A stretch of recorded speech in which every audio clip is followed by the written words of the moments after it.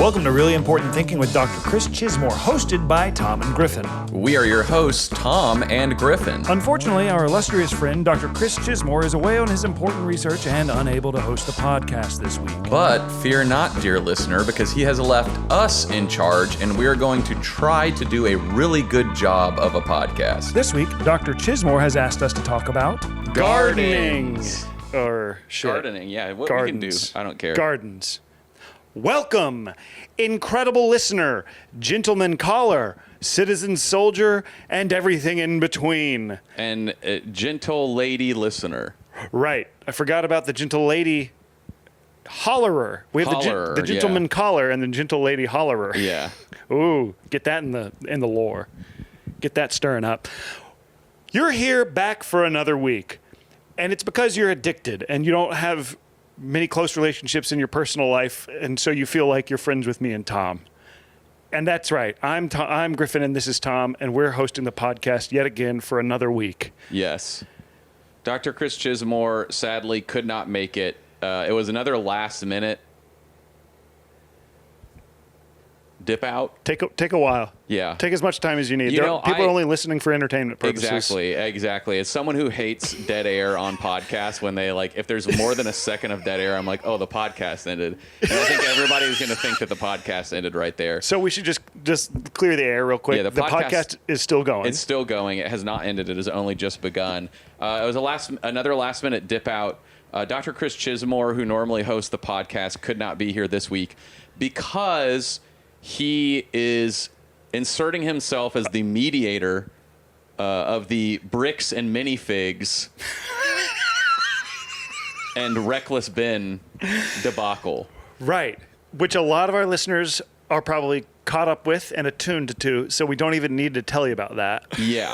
So Griffin and I, tried to avoid this, but we had what we call an unrecorded podcast on Friday night. Otherwise known as hanging out. Where Griffin just came over to my house and we watched YouTube while my wife and her friends went out and my baby slept above us.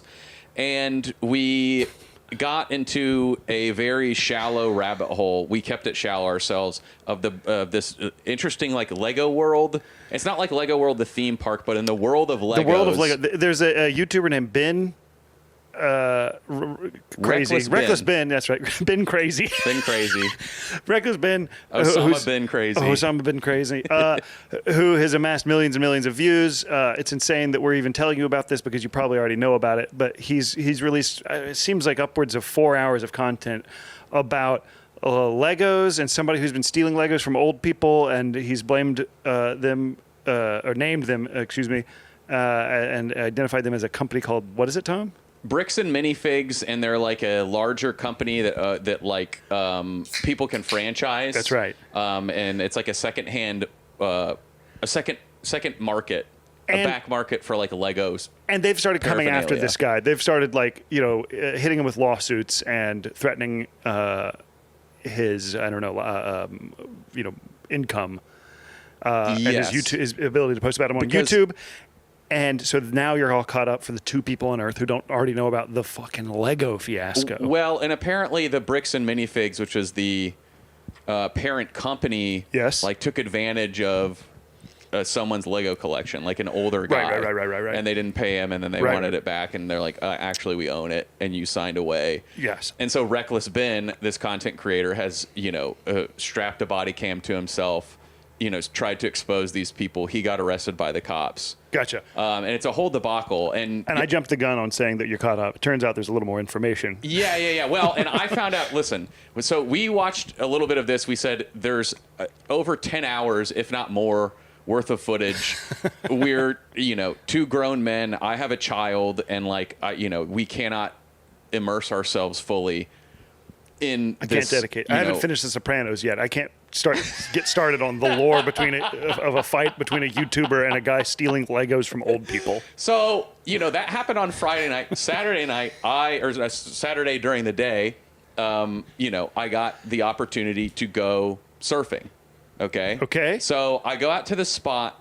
Miraculously, there are only two other guys at this spot, which is it's unheard of. Can I guess? Is it the YouTuber and the brick then Lego guy? No. But That'd be cool, though. I start talking to these guys. They're kind of, having small talk. They have an oddly respectful conversation about abortion, Okay. which was very strange to me. Respectful of each other's diverging Yeah, viewpoints. one guy was like very anti-abortion, and the other guy was like, pro-choice. The other guy was pro-life. And they're in the ocean having this And conversation. they're in the ocean just kind of casually like, well, I don't know. I think it's a person. The other guy was like, I don't know, man. And I was just like, I don't know if this is the spot. That's insane. Yes, that was insane. That's insane. So they're having this conversation about abortion while we're waiting for the set. Behind them, two guys talking about Israel Palestine.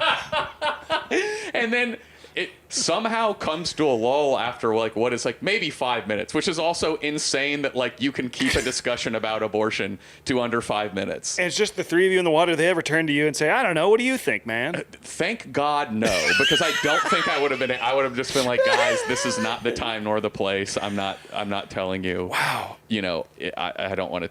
I'm not telling you my secret opinion. My secret opinion that I'm very public about. But anyway, so there was a brief lull, and then like one of the guys is like, hey, have you heard about this bricks and minifigs? And he starts talking. Holy shit. And then he turns to me and is like, do you know about this? And I was like, brother, I said, I spent like an hour last night trying to get into this. Trying to get to the bottom of this Trying to get to sucker. the bottom of this. We couldn't get to the bottom of this. Can't even and get to the beginning of it. No, we couldn't even get to the beginning of it. And I thought that was so funny. And then, Did they get you up to speed? yeah, they did get me up to speed. And the interesting information that one of the guys told me is like, apparently, this all takes place like in Utah. Yeah. And like, there's a bit of a Mormon mob situation, Okay. which piqued my interest a little more to get more into it, because I was like, okay, before I just thought it was like lame, like inter-community drama with like, yeah, okay, it's shitty that this company did this to this guy, but like, come on, at the end of the day, it's Legos. But from what the surfer said, it seems like there's like a Mormon mob situation going on where it's like, oh, the owner of Bricks and Minifigs like is in with the cops and like had the cops harass and arrest Reckless Ben. This is incredible. And like, it just seems like a situation where I'm rooting for no one. I'm Reckless Ben. I'm going for Reckless Ben. Reckless Ben. He's fighting for truth, justice, and the American way. My problem with Reckless Ben is like many YouTubers, I don't think he truly cares. Like, it's like he is doing this virtuous action not because he cares about like Legos and helping this old guy. He's doing it because like he's an instigator. I don't think so, Tom. I think he's doing it for the right reasons. I think Mr. Beast just wants to make the world better. Okay. I think everybody on YouTube is in it because they want the world to change for the best. All the rest of social media is a quagmire of fucking evil people, but YouTube is the one pure. YouTube's pure and safe. Yeah, well, it's good for children. They have children's content. It must be pure. That's right. So anyway, Chris, I think, got caught up. Could not resist. Much like you and I, Dr. Chris Chismore. He got pulled in by the vortex. Exactly. We try and resist. Sometimes we try and resist the zeitgeist, and the zeitgeist comes and grabs us and pulls us into it. That's right. And I think that's what happened to us here. The gaping maw has got Dr. Chismore. Yeah. He's trying to broker a deal between the two of these. Exactly. Parties. He's like, I made some headway with the Strait of Hormuz. I was able to get a few ships through with the power of song and music. That's right. So maybe that will be the case with Bricks and Minifigs. Yes. Maybe he can get them to come to the table via tabletop games. Yes. Get them playing Candyland together. Exactly. Something like that. Instead of music and song. I'm now realizing we didn't talk about Mormonism in our cults episode, which has just released today, just to timestamp this. Oh, okay, yeah. Well, missed opportunity there. They seem quite interesting. Yes, the Mormon. Quite a big, interesting cult. Yeah, 100%. And you know what I'm further realizing, Tom, as far as housekeeping goes? We haven't even achieved a quorum yet.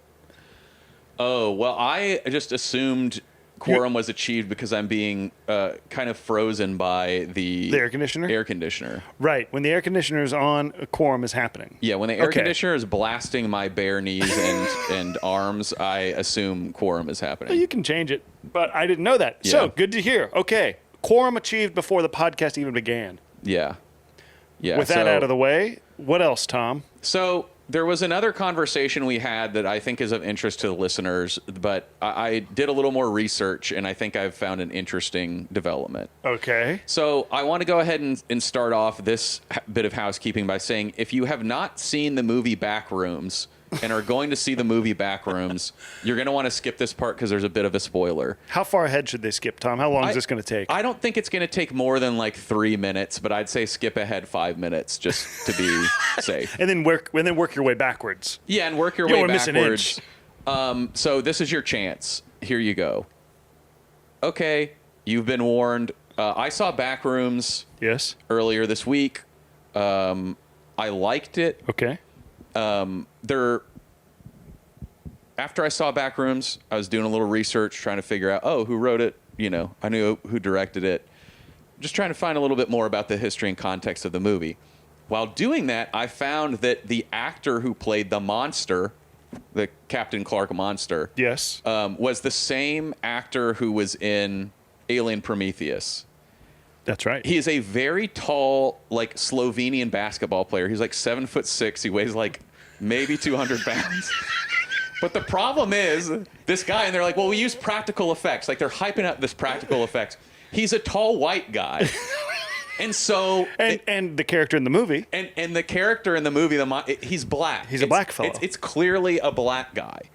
Including the monster. Including the monster, because the monster is a reflection of the main actor. And so the monster itself is a black guy. And they're like, well, we didn't want to use CGI. So then it's like, oh, okay. If the actor that played him is white and what I'm seeing is black, like You're saying they put a white guy in the black guy suit. yeah, they put a white guy in the black guy suit. And then made him sort of lumber around chasing the black guy. Yeah. And If you just take out the part where like this is all for an audience at some point, that's just one of the most bizarre things you could ever do on Earth. yes, and like it's not for me to decide whether that is like the morale, whether that is right or wrong, or what if that's considered blackface or not. That's not for me to decide. However, I have been fascinated. I've been fixated on this, and I've been like, they could not possibly have just said, well, let's just put a white guy in a black guy's We gotta suit. put this white guy in a black guy suit. And then not say anything about it, but then they're like I did a little bit of research being like, hey, did they use practical effects or CGI for the monster? And like, all I can find are like TikToks of people being like, they used this actor. Yeah, And then the comments are kind of like, are we avoiding saying this is blackface? But like, Really? People are talking like that. People have said it, but also it's just like, I don't think that anyone is like making the call. And I don't think that needs to be made, but but it seems weird to me not to just acknowledge like, yes, we put a white guy in a black guy's suit.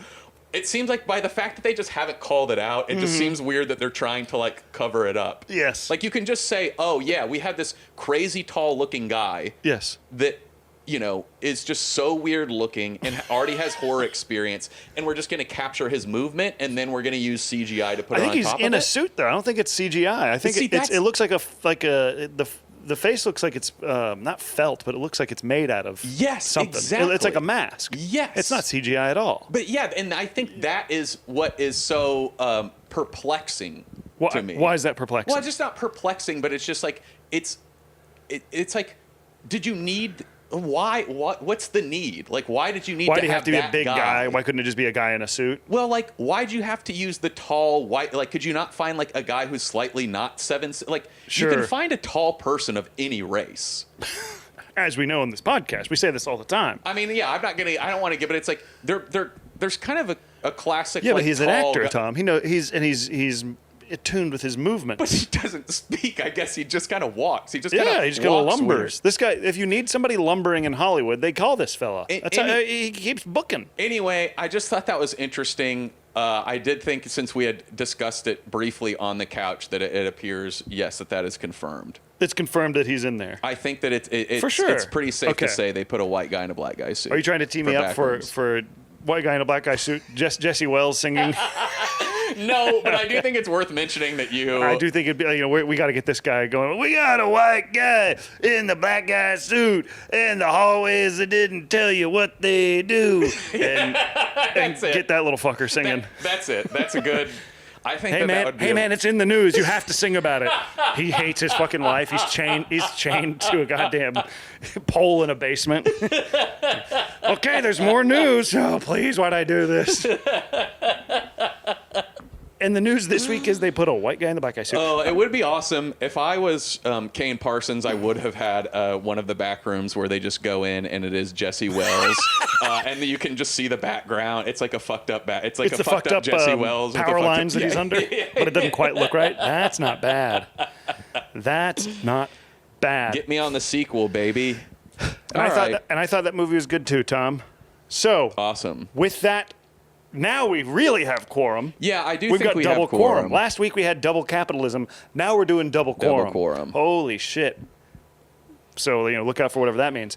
And today we're discussing everybody's favorite little hobby, gardens. Yeah, gardening, everything to do with that, plants. Or, as scientists, the scientists among the listeners might call it, gardening, a.k.a. hominin selective ecosystem disturbance. Whoa, we're speaking at your level, citizen soldiers. Now you probably said, "Whoa, let me pay attention to this podcast." I was just cooking with this playing in the background, but they've perked. The scientist part of my brain is perked up. Someone said hominin.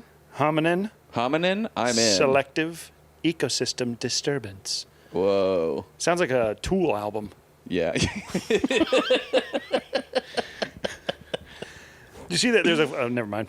Just start asking about internet videos, whatever our lives become. So yeah, we're optimizing gardens this week. Oh my God! You know Okay. what I forgot to do? I'm gonna. What? You keep talking. I forgot my big idea. Okay. We're optimizing gardens this week. Oh yeah, perfect. Yeah, perfect.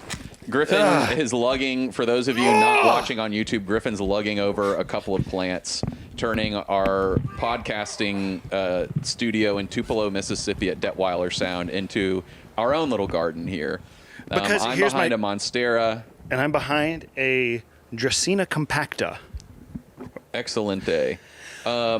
Perfect. It really looks like it's kind of going to fall over, and it's not. Neither of them, you'll notice, are doing very well. First off, these count as gardens. Houseplants are gardens. Yes. It's a little area that I've determined a plant should go, and a specific plant that wouldn't be there otherwise, thus making it a garden. I agree. I think any more than 3 or more plants in a place is a garden. Now, anybody who's watching this on YouTube, can you tell me what's going on? Why are these? The tips of these are kind of brown, but I'm watering them. Maybe Yeah, I'm overwatering them. The brown tips usually mean that Look at this. What's up with that? the brown tips usually mean they're light burnt. So if they're getting too much light, if they're in too much sun, they'll do that. If they get too many nutrients, they'll sometimes get nutrient burn. See, okay, this is what's so fucked up about this hobby. People have been doing it before people even knew that they were people. Yeah. Ancient times. Yeah. And here I am with all the powers of the internet and mankind and resources available to me. And there's there's secret ways you can fuck them up. Part of it is you take care of them too well. Yeah. What the why has it got to be so hard? That's my big optimization. Why has it got to be so damn hard? Make gardening easy. Yeah, I think that's a great optimization to kickstart, and a very relatable one is that I think gardening can be easier as a whole. Every plant is so different, and they all need different shit, and it's really hard to keep track of which plants need which things, and like which plants like which destinations or locations. It's miserable. And you can easily like the frayed tips. It's like you're like, oh yeah, I know the plant's not happy, but that can mean like one of 5 things. And how could you ever know? And then you spend a week or so, whatever, you try to turn it around. Yeah. It changes so slowly over time. You don't know if your solution has fixed it. Yeah. By the time you narrow in on maybe what is the problem, your plant's dying. It's been stressed out. Yeah. I had a plant that was slowly dying, couldn't tell what the fuck was happening. Mm-hmm.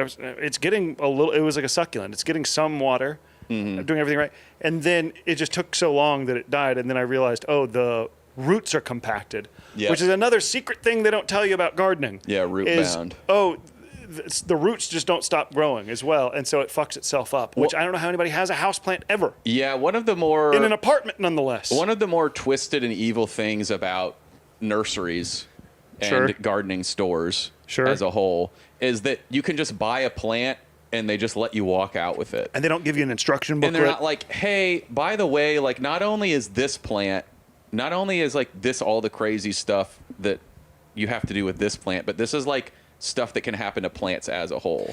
Like if their roots are growing, that's good, but if they grow too much, then they get root bound, and then that's bad. And you have to, and you live in an apartment. You don't have a yard, but you have to take it outside somewhere somehow, and you need to take all the dirt off the root and trim some of the roots, but not too much. Yes. And you're doing that, who knows where? Maybe you take your houseplant to a public park, and you're sort of trimming the roots. I don't know what you're meant to do.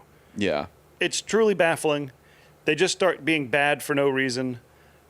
I would love to have gardens in my house working, aka my houseplants, but they're all in some state of torture, it seems. The irony of taking care of plants, in my view, is that it just makes you spend more time on the internet. Like Yes. I got it. You think like, oh, I'm gonna buy a plant. It's gonna like get me to like quote unquote touch grass or whatever. It's gonna like make me more present. It's gonna make me more zen. And then like it's fun for a week or two, and your plant's like riding off. It's like still thinks it's in the nursery, and it's like hell yeah, I've been cared for really well. They just kind of let me loose. And I loved it in the nursery, and now I'm in a guy's house or someone's house, and I'm fucking pissed, and I'm dying. Yeah. And, then you're like, fuck, how do I... It just needs water, and then you water it, and then that's not what it needed. And then so you just scramble toward the internet. Turns out it hates water. And you're watching like 15-minute long videos on like how to get your orchid to flower again. Next thing which you is know, what you're on live all the time. Online all the time. And it's like, I've got one orchid that's doing well. I've got another orchid that's not doing well. I went to the nursery to beg the guy who works there to let me know what's going on, and he got fucking mad at me. What? Yeah, I was in there. What'd he say? I brought my child. This guy, he was screaming on the phone at somebody. That's your kind of business. You love going to places where there's something like that's happening. He picks up. He's like, "Hello, this is the nursery," and then like you can't hear the guy on the other line. He just said, "You're calling me." That's great. That's a great line. Yeah, it is. He was a kind of a crotchety old man. Then I hear him like hang up the phone angrily, and he like walks out around the counter, and he's like, "What the fuck do you want me to do, man? You want me to bake you a fucking pie?" And I'm like, "Okay, well, this guy is the only guy around." He said that and, like, to you? No, he's saying it out loud to himself as if he's still on the phone. And so I had to go up to this guy and be like, "Excuse me, sir, my orchid is not." And he kind of like he put it aside, but he was still pissed. He's like, "Honestly, man, it's hard for me to know what exactly you need to do if you don't know what medium your orchid in." He's like, "Is it in soil? It is in bark?" And I'm like, "Well, it's in a pot in what I assume is soil, but bark is a part of that soil." And he's just like, "Well, it's hard for me to know what medium, I need to know what medium." And he's just like, "Here, have this. This is the orchid food." And he just gave me orchid food. And he's like, "Do this. If it's not flowering after 2 weeks, then just find something." And I was like, "All right. Find a new hobby. All right. Yeah. Okay." So the thing that was supposed to be relaxing is now, puts me in a situation of confrontation. Gardening is like nutrition. It's something humans have been doing for time immemorial, but we somehow don't know how to do it right. We don't. There's no easy, quick, straightforward answer. People give you a million different ones. There's new trends and fads in how to get the thing to work for you. Yep. I'm sure there's apps for what to do about your garden and when to water it and whatever the fuck. Take picture of your plant and app tells you how to do it. And that's that's all well and good. It just baffles me that it's basically gardening has developed alongside human history, and you and I sit here and we don't really know how to do it. And I don't think that's a problem of the modern man. I think that's a problem with gardening. Well, hey, don't do this, Monkey. We have a little gardener ourselves. Okay. Monkey the cat has decided I would like to garden a little bit by inspecting the soil quality of this plant. Blowing directly on the Monstera is a good idea? Yeah, I think it's fine. Nice. I mean, it may, if you did it all the time, it may be a little shocked, but yeah, So I have an idea. Okay. For gardening, I think there's some people who are able to dedicate their time to figuring it out and doing it all the time. Some of them we call farmers. Yes. Or gardeners. Yes. I have been one of those at one point. At one point, I was very good at gardening. Uber says, "Would you like a car that you don't own? We'll take you around." Swimply offers a swimming pool for about a day. Mm. And Tom, I'd like to introduce to you Gardanga. Gardanga. It's called Okay. Gardanga. and you just type in what type of garden you're looking for, and it tells you where they are, and you can rent them. And you go to a person's house, and you have their garden for the day, and they leave you alone. Excellent. Yeah. You go. It's probably a rich person's house, and they leave you, and maybe they want to come outside and do something, Yeah. check on their garden. You say, I'm sorry, I'm using Gardanga. This is my garden for the day. Yes, just one Gardanga, not to be confused with the municipal app of Gardanga in Indonesia. That's a place. No, it just damn. sounds like the name of a city. Gardanga. Somewhere in the Yeah, South sure. Pacific. It definitely does. So that's my idea: is you can rent a garden. Yeah, I think that is a good idea. I think that one of the issues, like one of my optimizations for gardens in general, that kind of overlaps with is that, gardens right now, I mean, there's so many public gardens that you can just go and rent, but you don't have it to Yes. yourself. Huntington Gardens. Yes, the gardens are notoriously hard to turn a profit from. So if you were able to rent out your own garden Yeah. or have a for-profit garden, Absolutely. then that might help optimize them a bit, and you could pump that money back into the garden, making That's it bigger right. and better. And think about, and you have basically what I'm offering is you can subscribe to a garden. Oh, you do. yes. You do this all the time, every Sunday. That's a subscription, Yes. and now you've got subscribers to your garden. Well, and that's- I'll say this: let's do away with these community gardens. You'll see these that pop up, little socialist havens. Do what you can. If dear citizen soldier, if you're walking around and you see one of those, get some Windex poured in there. You got to get rid of these community gardens because they're devaluing what could be a profitable private garden in your Yes. very backyard or even in your home. Your Yes. house plants. You could open that up. You could rent out your living room or give tickets out to your living room if you cultivate a beautiful enough interior garden. Home Yeah, garden. I think, we can all learn a lesson from the incredibly wealthy who turn their own private gardens into for-profit gardens and are like, well, in order to do a really nice thing for society, I'm going to charge people to now enter my house. Mm-hmm. Like that's such it's a very American thing to be like, well, instead of like demolishing this and giving it back to nature, like why don't we just charge people to look at how rich we were? Yeah. Well, we've almost got enough stuff to make this a museum / garden. Yeah. Honey, do you think we start looking at contractors and ticket people? Yes, and then when Antiques Roadshow wants to come, we can really make bank. Oh, because they do the shoot there? I've been watching a lot of Antiques Roadshow these days, and they're always going to luxurious for-profit gardens. Do you know about the Hanging Gardens, Tom? Babylon? Yeah, sure. The Hanging Gardens of Babylon. What is Yeah, that? they used to be How does one of the seven wonders of the world. But no one knows about it or something. no, It's people missing. know about it. Okay, That's how we know That's that- how, yeah, okay. Good catch. Good catch. But no one knows where it is or what happened. It's not. It's Well, not we with us definitely knew anymore. where it was. They were in Babylon. Okay, missing that. Where's Babylon? I That is a made-up believe place. Hanging Gardens of Babylon. I believe it was. How do they hang? Is my big question. Gardens famously are in the ground. Yes. What is one hanging? I've never seen one hanging garden, much less the one of Babylon. They were. I don't think anyone they don't have. It's not like they had pictures back then. So it's like all they have is just paintings and stories about them. I know. I know how that works. Does this? It just means there was an elevated garden. Yeah, Nothing's it's hanging near about it. present day Iraq. Wow, Babylon. Yeah, Babylon. Okay. And it was kind of like a series of tiered gardens.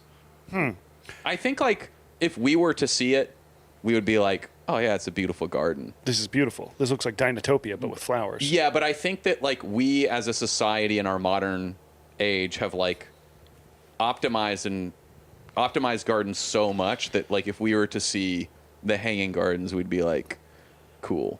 You don't think we'd be blown away? Because I'm looking at a picture right now on the Wikipedia, and it looks incredible. Well, yeah, because they're based off of eyewitness accounts, and people's stories about things are always going to be better than seeing the actual thing. I see. But there would be a bunch of people a bunch of influencer videos being like, I went to the Hanging Gardens, and honestly, Yeah, that people people it's would a bit line of a up for the tourist one trap. the one picture in the one Yeah. place. This is what happens with the big poppy fields outside of Los Angeles, California. Yeah. I can't remember what it's called, but it's like I'm sure a sight to behold. And then you go there and like, oh, it's just everybody's an Instagram influencer taking their picture, Yeah. taking their Hinge profile pictures. I went during COVID. There was like a super bloom in the Antelope Valley. Yeah, that's it. There are orange poppies that bloom in the springtime here in California. They're very beautiful, and they have a massive, massive field of them in Antelope Valley. And it was really cool, but you do go out there and you see a bunch of influencers like laying in them and Yeah. fucking around with them. And like, they grow back. It's not like the worst of the worst, but you are just like, I think it's what takes away from it is like the amount of cars that you see Sure. pulled up. But like, you can find areas to yourself and you're like, oh, this is really pretty, but you are kind of like, yeah, it's kind of. Would you say this is quite a profitable garden they have out there? They don't charge to see it. Oh. So no one's making any money from the poppies. Okay, but maybe it's like a free to play game. Yeah, it's free to play, but there's secret microtransactions. Do they let you? Yeah. Are they selling anything else out there? Because that's one you get people in the door with the free thing, and then you've got them, and now they want to, customize their poppy or whatever. That's what the garden should do is have hidden microtransaction gardens. I think that's a great optimization. Huntington Garden. Well, I guess Huntington you pay to go to, and Yeah. I wish I knew more about gardens in other cities. Sorry to make this. I feel like we're making this LA centric all the damn time. Well, there are a lot of great gardens here, but I have been to many, gardens in my life. I think every city has a great botanical garden. Cheekwood. Nashville has Cheekwood. Yep, they filmed an Antiques Roadshow there. Did they now? Yep, I know wow. Cheekwood. They should have some microtransactions there. Yeah. Start getting those. I one time took an art class at Cheekwood as a young boy. It was like a paper mache and like clay. It was just kind of general children's art. And I got my arm stuck in a vending machine, and it was pretty traumatic. I got really scared. I had reached in, and my mom thinks that I think I've talked about this before. And she was like, "Well, you were trying to reach up and steal food from the vending machine." Yeah. Not true at all. I wish I had been doing anything that would make this make any sense. I was just reaching in to grab the chip, and I think it was just like farther down or farther around than Yeah. than my little arm could make it. So I reached all the way in, Uh-huh. and then I was just immediately stuck. And then you really start to panic when you can't move all of a sudden Yeah. as a kid. They had to lube up my arm with dish soap or something, and Really? it hurt really bad. How long were you stuck? I don't know, long enough to be scared, quick. Yeah. Who knows how That long is it was? pretty Minutes, scary and hour. uncomfortable. Yes. That's what I remember of Cheekwood Garden. Maybe there's something to that, though. Maybe there's a lesson in there. Have little traps around your garden. Nothing too dangerous. You don't want to kill anybody, but you want them to remember your establishment. You want to create some sort of low-level trauma that will Yes. stick in their brains forever, especially children, because I'll never forget Cheekwood. Well, I think that brings up an incredible optimization that I hadn't written down, but That's okay. I would love it. They need to have like action gardens, okay? And by an action garden, I mean like themed gardens. Like imagine if Cheekwood had a like booby trap garden Right. where you'd go and you get to see like a punji pit. Oh wow! With like a plexiglass top over it, you can walk over the punji pit. Yeah. Or See like the sights only few saw in Vietnam. Yeah. And none lived to tell the tale, or whatever. Yeah. Or you have a Vietnam War themed garden. Basically, a Vietnam roadside attraction. Vietnam War. You have tunnels dug out. Right. Here's what a foxhole is like. Here's what Basically a divot. if you had different war themed gardens where like instead of just being like, hey, this is what stuff looks like in Australia, you were like, hey, we recreated this section of a garden to be what Normandy was like or what the forest in Verdun was like. Every single dude would be in that garden every weekend. And it's not a history museum, it's a garden. Yes. I like the a idea you go to historic garden. A historic garden. I like the idea of going to a garden and it's like Epcot or like Disney World or whatever. It's got different sections of it that are devoted to different wars. And it's like the plant life. Here's what the plant life was doing during that war. Yeah. Yeah, the the here's the Pacific Theater gardens, and it's stuff from Japan, but there's like little bits of shrapnel in there or Yeah. something. Or like here are all the tropical plants, Uh-huh. from like Guam.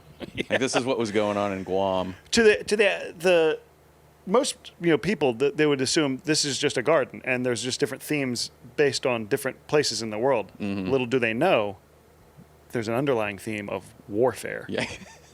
That's maybe true of every garden. You could, they Huntington has like a Japanese area. That could be based on World War II for all we know. Yeah. For all we know. For all we know, that For could all be we- the guiding principle there. Every place here is a place that has experienced warfare. Maybe they say that at the gardens instead of doing land acknowledgments. At every garden, it says every location represented here at some point or another has experienced or will experience warfare. Welcome to the garden. Well, while this may be a place of calm right now, in the future it could be a place of war. Believe you me. These plants can and have many uses beyond looking pretty. Poison. There's a poison garden. Yeah. What about that? Does that exist? I don't know if it exists, but again, I'm saying like those types of themed gardens, like gardens are too focused on aesthetics now. Like it's just like, oh well, like we made this garden because this stuff grows naturally together, and I'm saying no. That is old. That is tired. Aesthetic gardens. That's the Instagramification of gardens. Wired is like, hey, here are all the poisonous plants you can encounter. Yes. All in one place. Yes. And like, poison ivy would never like grow next to, this particular type of like nightshade, but here they are next to one another. Wow. I I love that. And also you could learn about poisonous stuff that, you wouldn't know is poisonous. It's just like almonds in general. I mean, I know regular almonds are poisonous to you. For me, as a person with an allergy. Domesticated almonds. Right. Did You know you about know? Yes, but you're saying almonds have cyanide in them. But yeah, naturally. I think the original almond was poisonous. The original almond. If I was a serial killer and I was using poison as my method, I would call myself the original almond. To the papers, I'd write threatening letters to the newspapers and sign the original almond. This man has a fixation on botany, which could be an interesting killer movie. Sure. Seems like that's probably been done at some point. Yeah, The Gardener. Is that a movie? No, but like the Okay. trope of the gardener. Sure. What were you about? You seemed like you had a really important thought. I did, and then it vacated my mind entirely. One question: can men garden? Absolutely. Well, but isn't it technically gathering, Tom? That is true. And that's, as we know, for women. Yes. So here's my thought here. I think the answer is yes, but because gardens are a demonstration of man's power over nature, thus its dominance, thus making it manly again. Men can garden. Welcome back, fellas. I was gonna say that old men can garden, but I think you make Sure. a great point. And that if it's a dominance garden, if you say the point of this garden is to show My that- dominance over nature. Yeah, my dominance over nature, and that I planted these, even though these didn't want to grow next to each other, but I made them. Exactly. So I think a great way for any man to optimize his garden and to show his dominance over nature. People are always talking about, plant natural species. You want your garden to. There's a term for this. For like, they talk about it all the time in Southern California. Regenerative farming. There's regenerative farming, but different. like you're talking about like you want It's natural only stuff plants. that that's native supposed plants. to be native plants. Sure. Yeah. And I think no. Native plants quite womanly. Masculine move, fellas. Get the most bizarre, exotic plant that you can and force it to grow in dirt it doesn't wanna. Yeah. If you can get a tiger lily growing in just sand or whatever they don't grow in, you can make that happen in your house. People will come from miles to see the crazy plant. I don't know if tiger lily is not that crazy of a plant, but point stands. Yeah. The more exotic, the more bizarre, the more it shouldn't be there, the better job you've done as a gardener. I think gardens do this to some degree, and that they will Yes. get like a. Did you ever hear about the corpse flower? Yes, that's what I'm thinking of, the corpse flower. Like that was kind of one of those things where they're just like, this is a really fucked up type of plant. It's like grows in the jungle or something. It was really found really deep in the jungle, like, but we brought it here. We have one right to here. a place that it probably wouldn't like otherwise, and we're pretty much going to put all our time and resources into making sure this thing like stays alive. And it blooms one time ever, and it's the most incredible thing ever. Yes, and it's it only blooms- alive for 15 minutes or something. Yes, yes. Is that the It- corpse flower? The corpse flower like blooms like once a year or very infrequently, and then it smells like absolute shit. Yeah. And people flock to smell it. Yeah, I thought because they just it's- like to look at it. It's a big flower and it smells Like death. rotten. That yeah, sounds which is terrible. why it's called the corpse flower. Now I'm remembering, is there a plot line in Dennis the Menace where he's the old man he's torturing? Can't think of his name. What is his name? I want to say he's played by Walter Matthau. Yeah, it's been at least he's- 3 days since I've watched Dennis the Menace. So I've already forgotten everything. Yeah. Well, you got to re-up. I haven't watched Dennis the Menace in at least 3 days. Next week is coming. Mr. Wilson. Mr. Wilson. Isn't he gardening? He's trying to raise some plant, or there's some very important Yes. plant that Dennis makes him miss seeing, and it blooms only but once, Oh, okay. but once ever. I just always assumed Dennis was ruining his garden. But you're talking about a specific episode. No, the movie. Oh, in the movie. Yes. Okay. Well, I watch every Dennis the Menace movie so many times that they kind of blur together. And I try and watch the episodes enough, so Just to keep it fresh. just to keep it fresh. But obviously, it is having the opposite effect. Excuse me, I had a big burp. Yeah, that's my big. I don't know if it's an optimization so much as it's great advice. Is get the most foreign plant you can growing at your garden. Yeah, I think another very masculine way to garden is, similar to like the war gardens. Yes. Maybe have like the psychedelic garden. I know we were talking a little bit about ayahuasca, Oh sure. but having like Grow a some of that. garden, where you're growing all types of different. Like we have the San Pedro cactus. That's another. That's something that I have in my indoor garden. And does that grow my peyote? house. It does not grow peyote. What's peyote? Peyote's from a cactus. Peyote's from the button of A peyote plant. a cactus. Okay. I think it's a peyote cactus. Okay. However, the San Pedro cactus, which is a very common house plant, you use to make mescaline. Holy shit! Which is a fun. No, I'm thinking of. It's not a drink. That's a. What do you do with mescaline? Trip balls? Yeah, you essentially trip balls. I don't think it's a particularly good type of drug to do, but it is one that's been around for a while. It's definitely not one you hear about people doing that much. It's No. not. It's not having a heyday like ayahuasca or a little bit of LSD and mushrooms. Well, I think mescaline is like it really kind of wigs you out a little bit. I Doesn't think feel sometimes good. you can have a good time on it, but most of the time you're like, fuck, yeah. It's like that one type of flower. There's like one type of, it looks like a bell. Yes. It's like a white. You see them in Southern California, and I think they're pretty common in like more arid environments. But it is also a psychedelic or hallucinogen. But if you take it, it's like you're almost guaranteed to have a bad trip. Oh God. I forget what they're called. I but don't it's know like what- I don't a know what you're white. talking about. It's like a white bulb flower. We'll have to look it up. And it's awful. Yeah. But I think that would also, that's a very masculine way to garden and would bring a lot more men into gardening and into for-profit gardens themselves. Is the It's not psychedelic- only, hey, we're going to charge you $50 to get in this garden, and then here's the psychedelic garden where you can see all the stuff that you talk about. We've got a little horse shit in the corner. We're going with some mushrooms. You can have Yes. mushrooms in your garden. People don't talk Yes. about that much. Yeah, which I think that's another fascinating. Doesn't have to just be plants. Could be fungi. Yes, which, really important thought of the pod. Fungi, neither plant There's nor something- animal. There's an alarm going off in the background. Uh-oh. Oh, it's just that's a truck backing up. Okay, Sorry. it's a truck I backing thought up. maybe You it was a carbon monoxide alarm. Oh, then that would for sure end the podcast. That was in the podcast. Sorry, you were saying?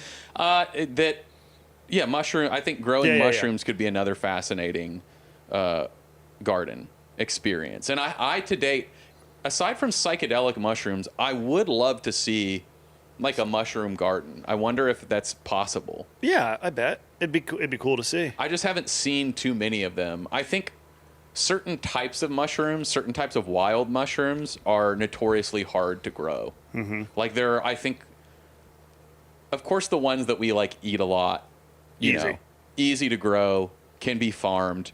I think some specific types of like really tasty mushrooms must be foraged. Truffles, exactly. You can't grow truffles in a lab. It's very difficult to do that. That's crazy. Yeah, they've How tried. come? And they can't figure it out. It has to do with like setting the correct conditions on a specific type of tree. Like some of the best types of truffles only grow on like the roots of a specific type of oak tree, like in France. Wow. It's like there's like truffles grown on American oak and French oak, and they've tried to grow it in a lab, but most of the time they've been unsuccessful. Like they Seems really like we got to figure that out. Yeah, but it's been notoriously hard. So it's like that's why part of the reason why truffles are so expensive is because you have to go out. Okay, what about this? And find them. You find a truffle. You say, Yes. everybody stop. This is now basically an archaeological site. You rope it off, and then you cut that chunk of earth out, everything around it. You get the tree, and you get maybe 25 feet, maybe 10 yards, I don't know how, around it. You get a radius of this sucker.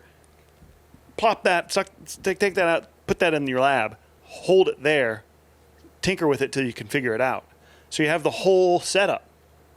You see what I'm saying here? I'm doing science. Yeah, so you're saying essentially remove the whole tree and put it in a lab, or build your lab around.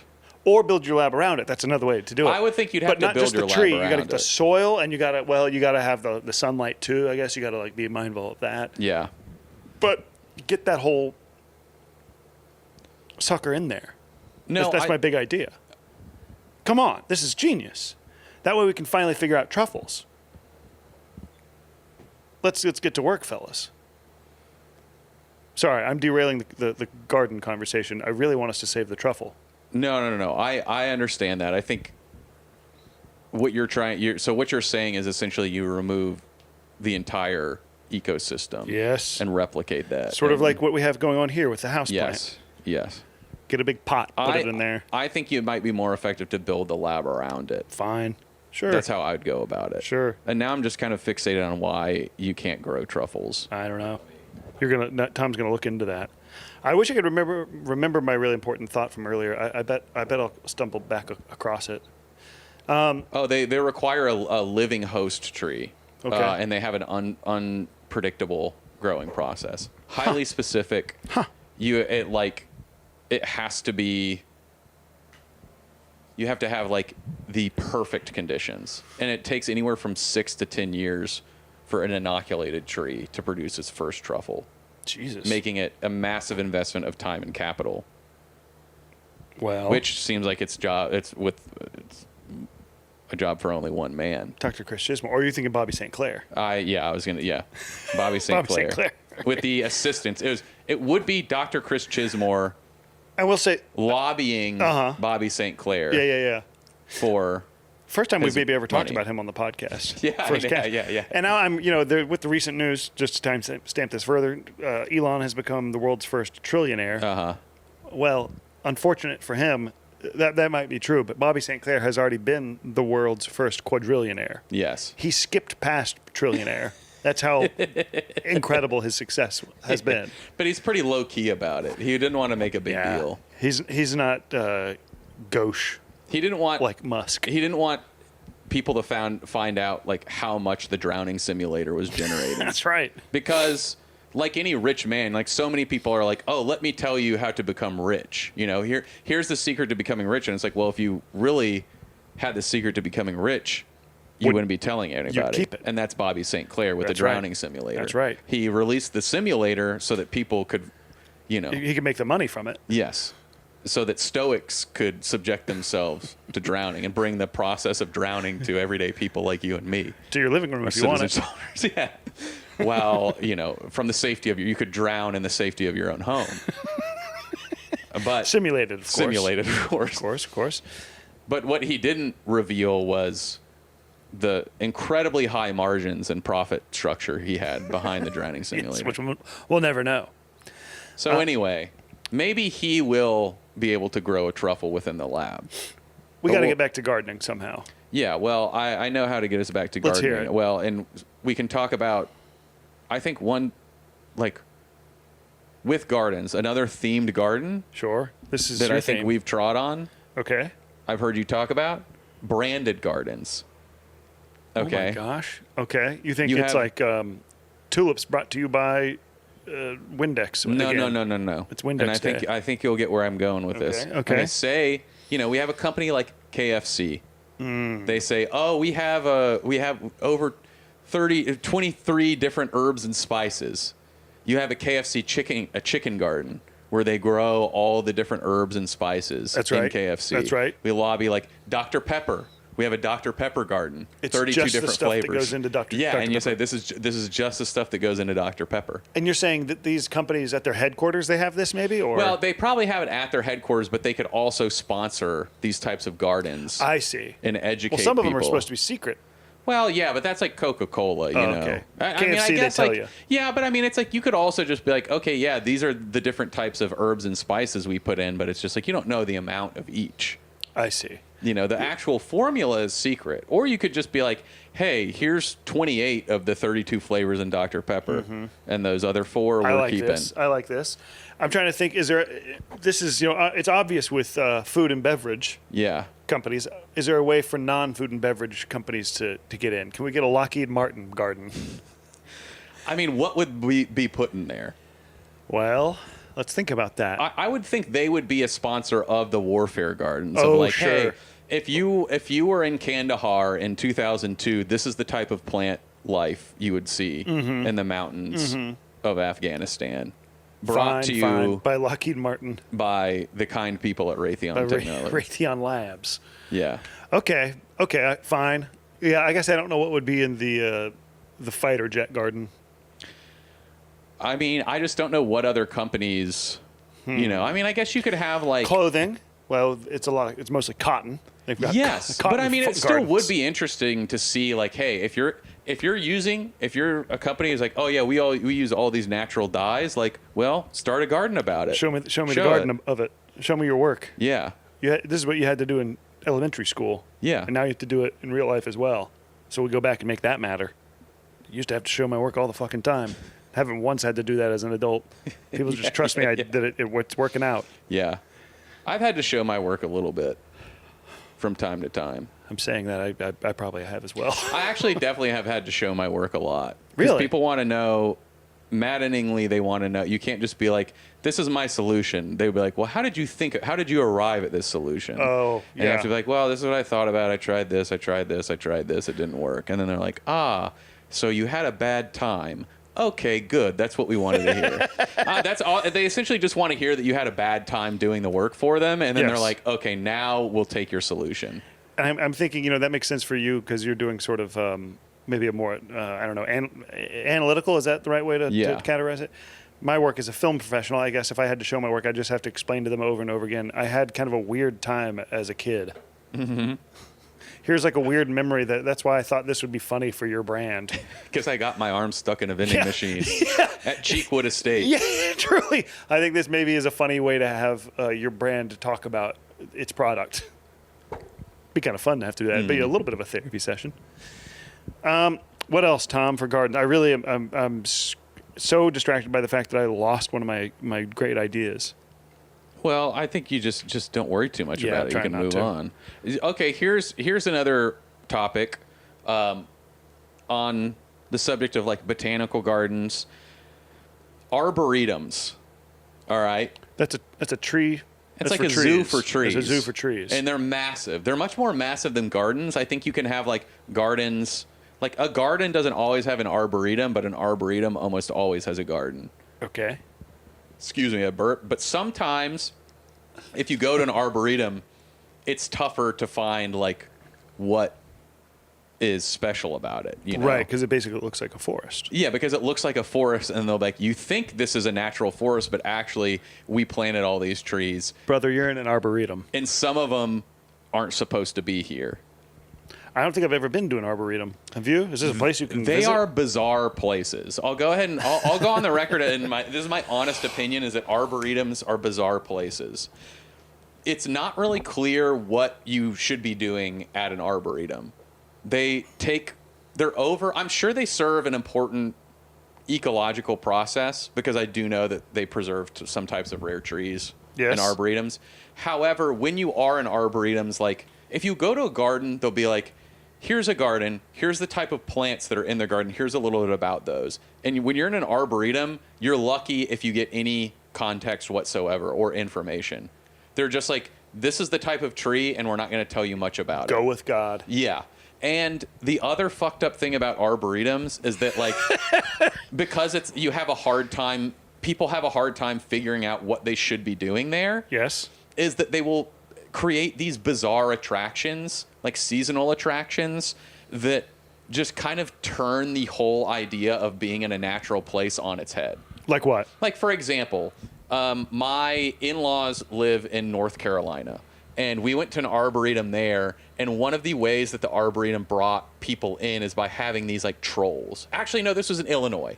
Sorry. Oh, They yes. had these, like, The troll wooden gardens. trolls. Yes. There's somewhere in the Pacific Northwest that does this as And, well. and it's caught on. I'm sure. I don't know who the original arboretum was to do this, but they, like, build these, like, weird wooden trolls in the middle of these arboretums, and they're like, we put 8 of these throughout the, like, 500 acres that are in this arboretum. I think that would be a large arboretum, maybe 1,000 acres. I don't know.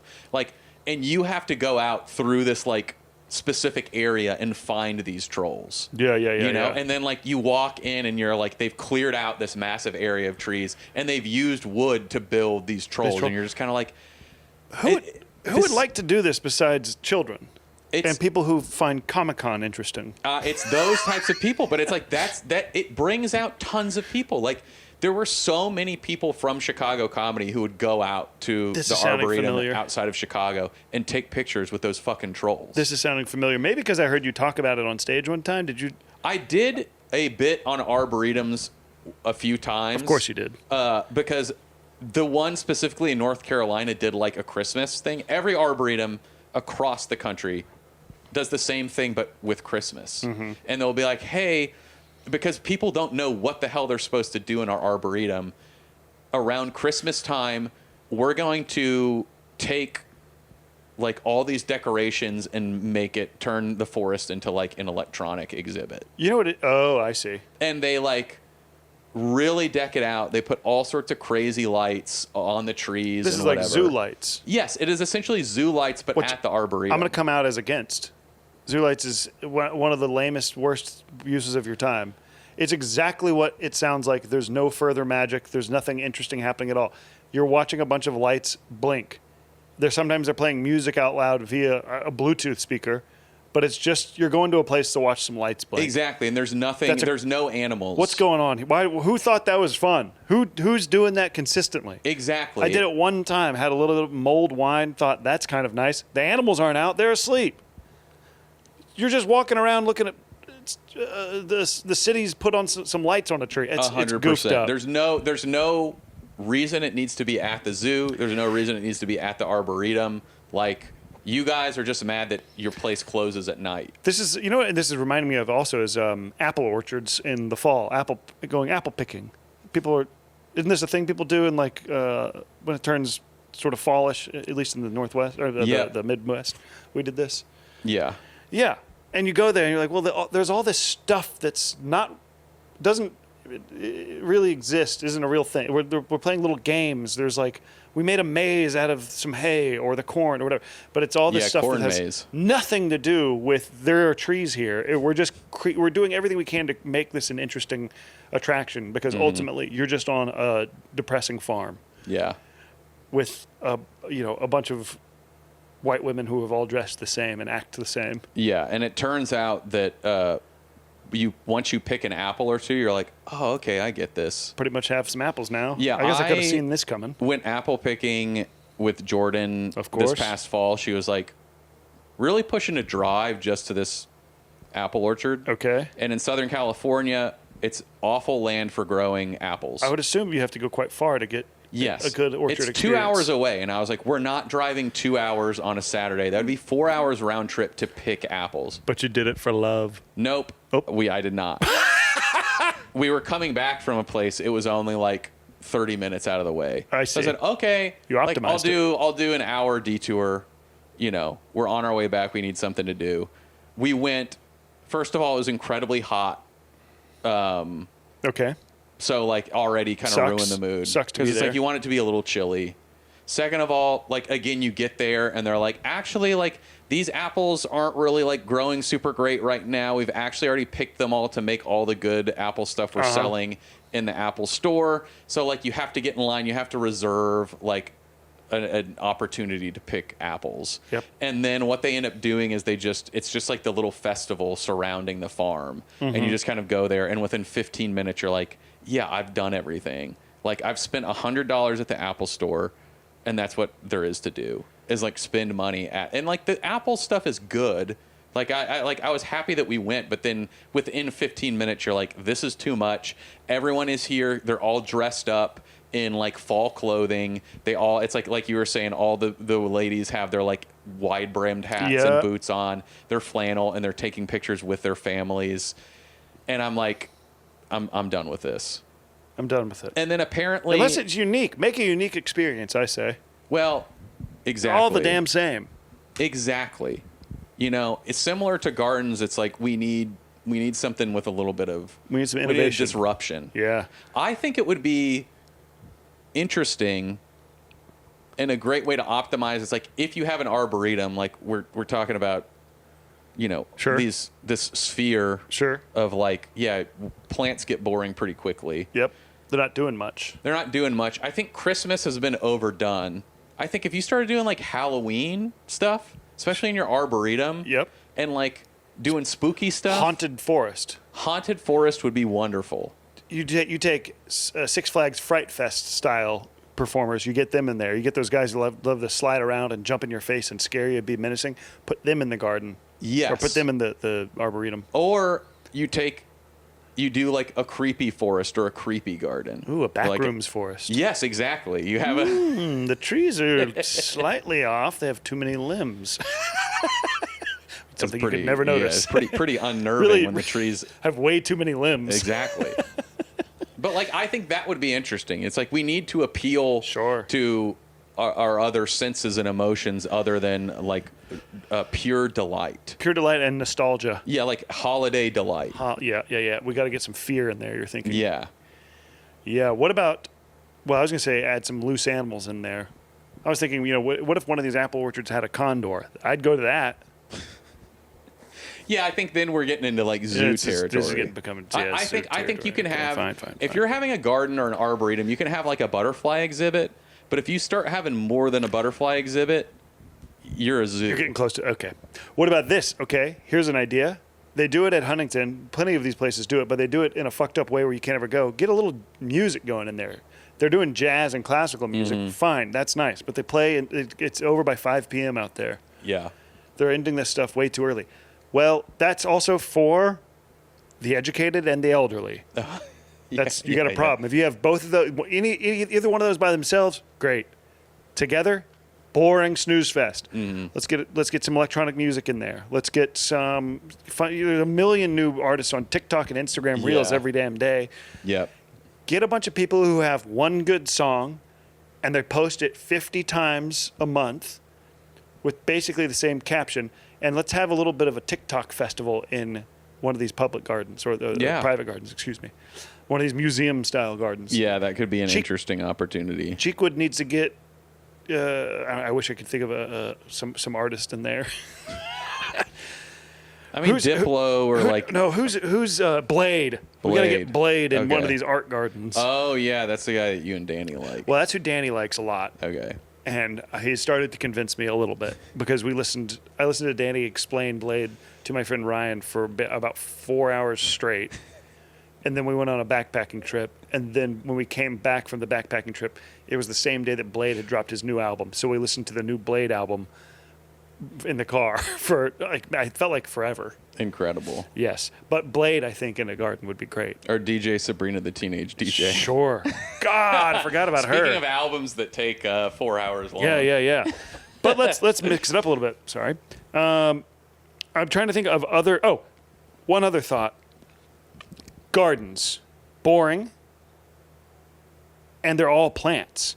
What and what you do there is it's gardening. You go gather. If it's got vegetables, it's a gathering situation.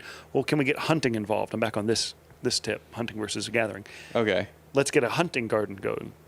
You're allowed to cultivate some animals in there, and then you go hunt them. Well, that was kind of the original Garden? use of gardens was like kings and noble people would Let's bring it back. It would be like, hey, we need to cultivate this area. The private forest. Yes, so we can have our own little private area that these animals will want to live in and can thrive in, so we can go hunt them. At some point, does your garden become a forest if it gets so I big? do think so. I think your garden can transform into like an arboretum or like any type of managed land. Like I'd love if we went back to that.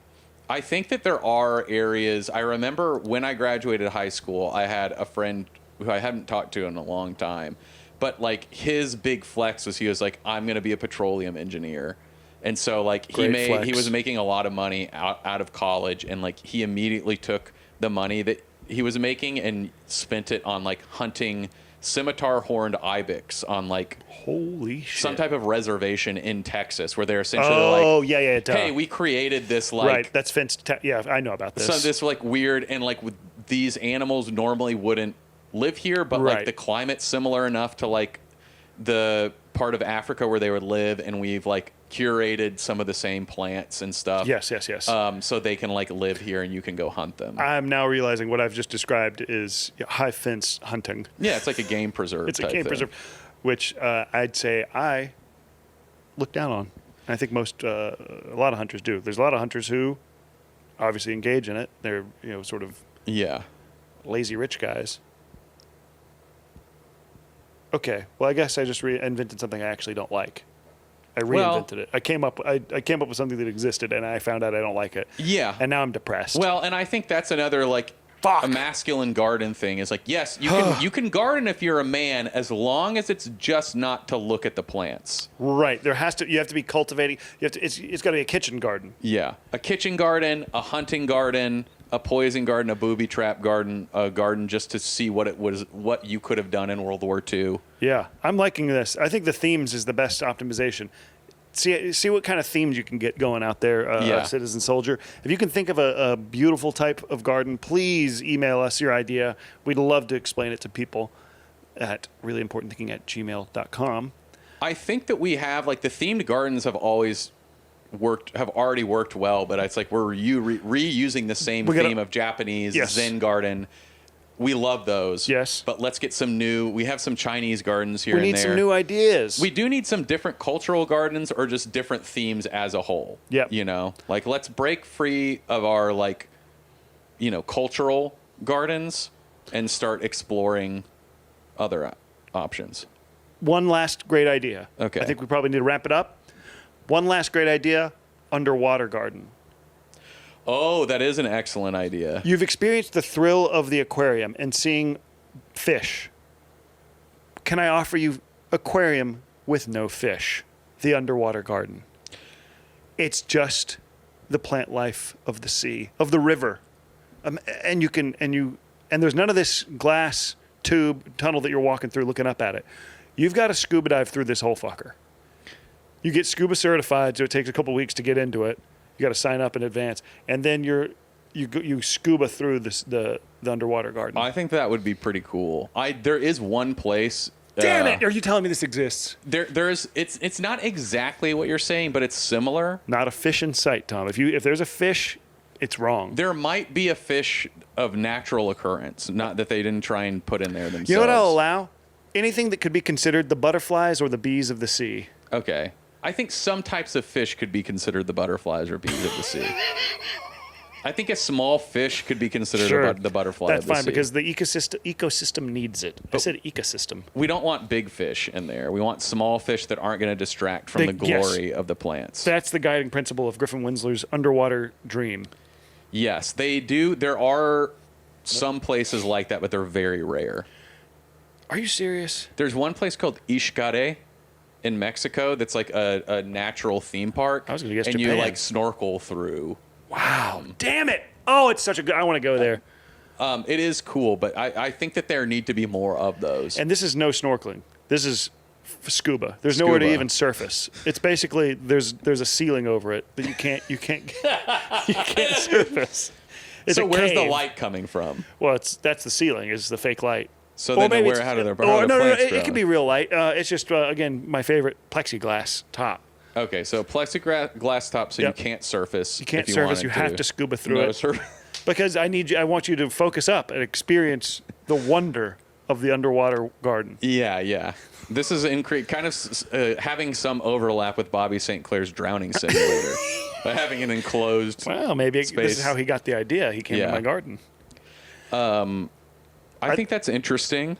And I think that's my last interesting thought. Do you have any others that you'd like to crank out real quick before we wrap up? I don't, but I would like, you mentioned emailing really important thinking, and we Yes. got our first email in a long time, Okay, 7 days ago. Don't tell them that part.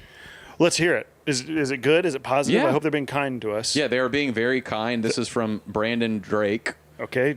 Dox this poor fellow. Sorry, this person said, Tom and Griffin, just wanted to say the podcast is the highlight of my week every time it comes out.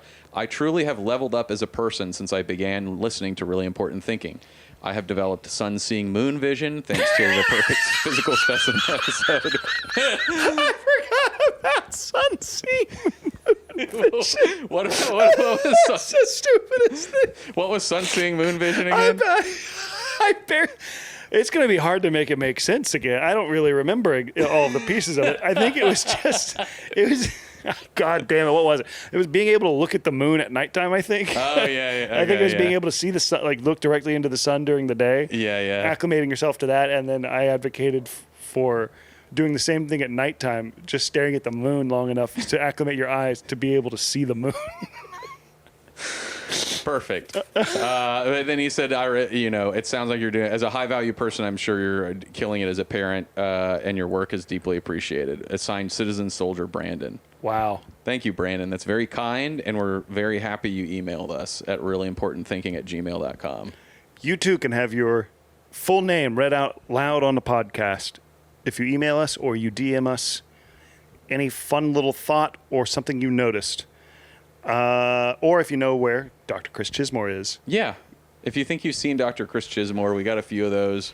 I'd love to get some more of those. I think those could be really fun if you see him out in the world. Yeah, let us know.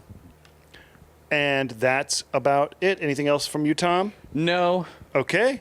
Then Welcome to the journey. Welcome to the awakening. You are loved. Nobody thinks like you. stay gardening. What about that for this week? Bye.